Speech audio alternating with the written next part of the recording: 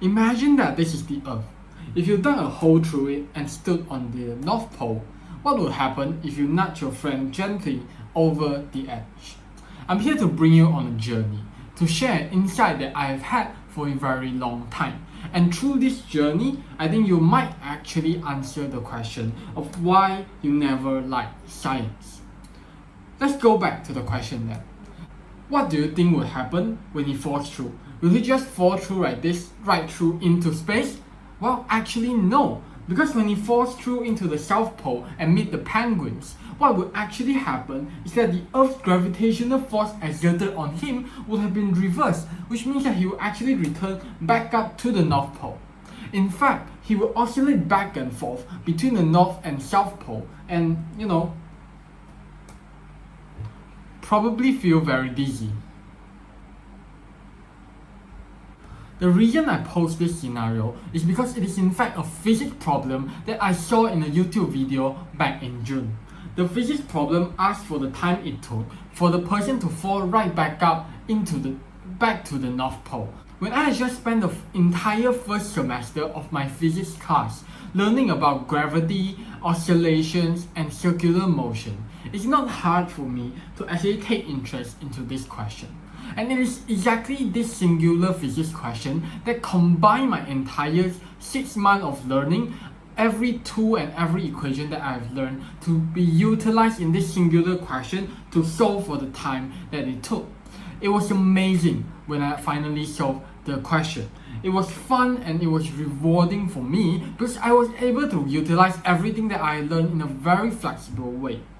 So then, if doing physics and science is such a fun thing for me, why is it such a problem for everyone else? As I was thinking about this problem, I came up with a hypothesis. When we learn science in classes, the equations and the laws are taught to us like screwdrivers and wrenches. They are tools used by us to solve exam questions. And teachers will teach you how to use screwdrivers to fasten screws, how to use wrenches to fasten bolts. For example, if Newton's second law states that force equals to mass times acceleration, which means that if this ball of 1 kilogram is accelerating at 5 meters per second, what is the force applied? You just plug in the number and find out because you already have the tool in place for you to put that screw in and find the solution to the problem. Now, this way of teaching a student might be effective the first time round. However, if you repeat this over and over again, what do you think will happen? Because as the tools, as the equations get more and more complicated, you start to ask yourself, why should I even care about these tools? The problem here is that these kind of questions are way too niche and way too irrelevant to our life, which means that there is little to no reason for students to actually care about these problems. But then, how could I love physics and science so much if I go through the same learning process as yours? What is the secret code here that makes me different than all of you when all of you are hating science and physics classes? Well, I think the secret lies in the fact that I was an obsessive iPad kid which watched a lot of scientific videos from Vsauce or 3 Blue 1 Brown, those kind of crazy clickbaity titles. I was obsessed about them. And through watching way too many of their videos, what I obtained, although it was not specific scientific knowledge, I think it was something much more important. Because when I'm learning about force equals to mass times acceleration, I know that I'm not just learning an equation. I'm learning a concept that opens the door to a deeper understanding of the world. Because I have already seen how science as a tool could solve the mysteries of the world from these videos that I watched ever since I was small. And I think that's the difference here. Because I already had a clear idea or a clear blueprint of what science could do. But for all of you who hate science, it's as if you're learning how to use these screwdrivers, wrenches, and these tools, but you never even knew they're setting you up to build cars. It's like someone never introduced you to that larger blueprint and showed you the beauty of science. So now, let's reimagine science education with me. On the first day of physics class, I would tell you the blueprint and show you the blueprint right away. This could be anything. It could be interesting problems that are relevant to your lives. It could be unsolved mysteries because everyone loves a mystery. And it could also just be pop culture references which might be funny to drag the student in. And this is how I would do it. Firstly, I'll show you the problem. Imagine you push your friend down a tunnel through the middle of the earth. How much time would you have to wait for him to pop out and meet you again? Then I will break down the problem for you. Because firstly, falling down the center of the earth is quite similar to how a ball accelerates with constant acceleration. Which means this essentially just means that you have to learn about kinematics in order to solve this problem, right? And also, when you're learning about the acceleration, the degree of acceleration of that person or a point depends on gravity. It depends on the gravitational force exerted on him, which means you also have to learn about gravity. That is the second tool that you have to obtain.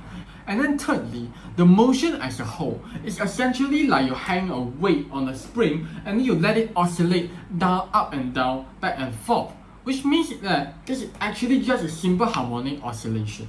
And here it is communicated to the students and learners that these three are the tools that you have to learn to solve this interesting question at the beginning and at the start.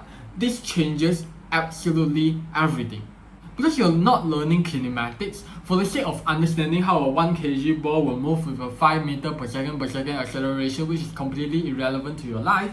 You're learning kinematics to know how fast your friend would fall if you push him down the center of the earth. And you're not learning simple harmonic oscillation to know how a spring or a weight would bounce on a spring. You're learning simple harmonic oscillations because you want to know how long you have to wait for your friend to pop back out through the North Pole again.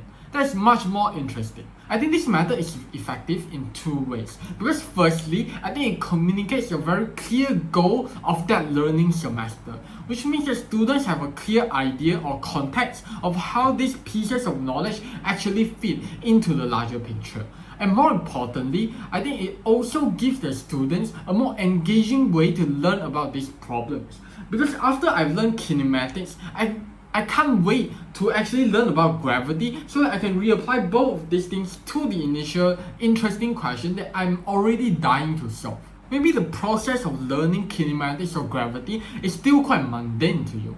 However, each step of the way, learning these tools and obtaining these tools, gaining mastery over them, actually have a clear meaning to you. I think students will be much more motivated that way to learn further down the line. The reason teachers never want to do this is because they don't want to waste their precious time introducing a very complex question on the first day of class when nobody is going to understand it. But I would argue that teaching students how to love a subject is never a waste of time, because we might forget Newton's first, second or third law, but falling in love with a field of study is a lifelong asset.